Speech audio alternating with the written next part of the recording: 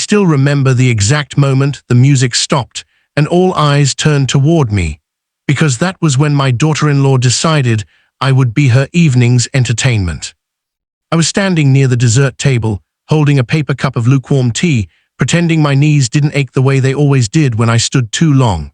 The party was loud, shiny, and crowded with people half my age. It was my son Imran's promotion celebration, hosted in a rented banquet hall with crystal lights and a DJ who thought volume was a personality. I hadn't wanted to come. Old men rarely belong at places designed to show off success, but Imran had insisted. "Abu, please, everyone expects you." Everyone, it turned out, also expected me to be quiet. I am 72 years old. I built my life with calloused hands, paid for my son's education with overtime shifts, and buried my wife with dignity when cancer took her too early. I thought that earned me at least a chair in the corner and a little respect. I was wrong. My son's wife, Nadia, had been watching me all evening. I could feel it, the way you feel a draft before the window rattles. She floated from group to group in her designer dress, laughter ringing like glass, collecting attention the way some people collect trophies. And then, with a microphone in her hand and a smile sharpened just enough to cut, she cleared her throat. "Everyone," she said, tapping the mic, "can I have your attention for a moment?" The room quieted. Imran beamed beside her, proud and clueless.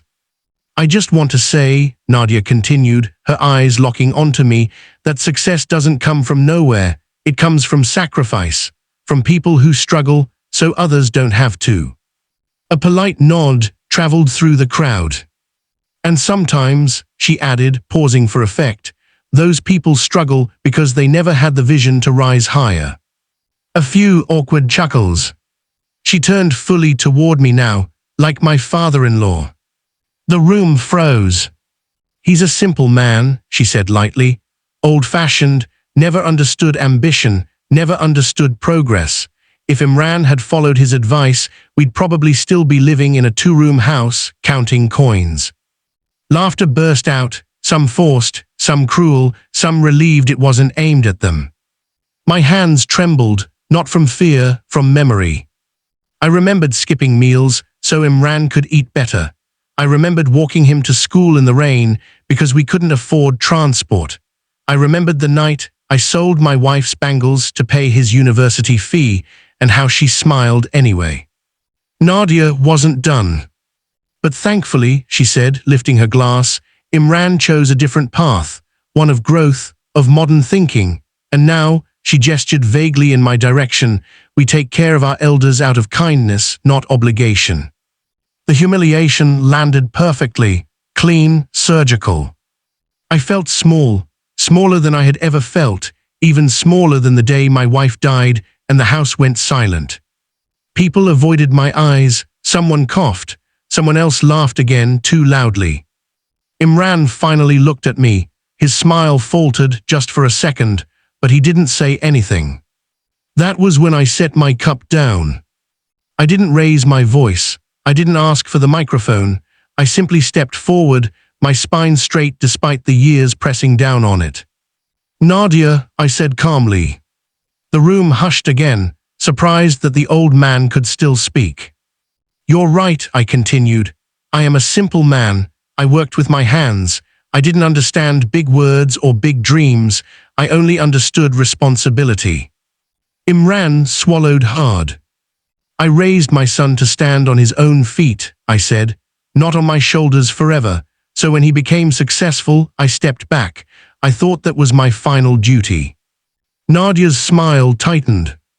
"But tonight," I went on, "you reminded me of something I forgot." I reached into the inside pocket of my old coat and pulled out a thin envelope.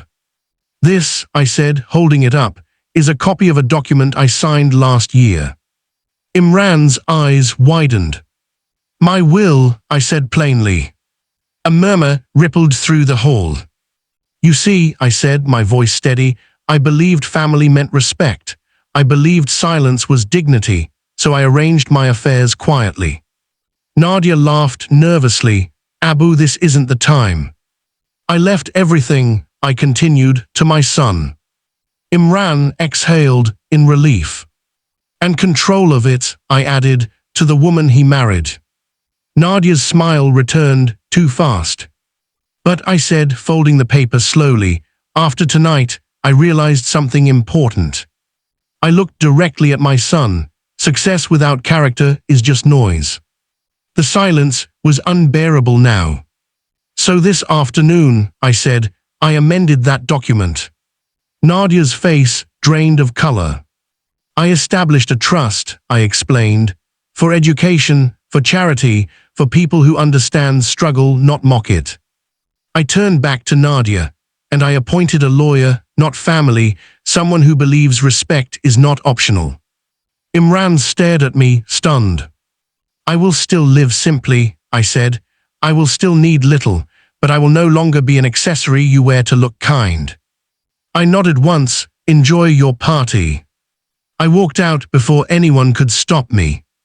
The night air was cool, my heart pounded, but for the first time in years, it wasn't from weakness, it was from relief. 2 days later, Imran came to my house alone. He didn't bring excuses, he didn't bring his wife. He brought tears. I'm sorry, Abu, he said, kneeling in front of me like the boy he once was. I placed my hand on his head, the same way I had when he was small. Remember, I told him gently, the higher you rise, the more carefully you must look down. Some lessons take a lifetime to teach. Others take one party.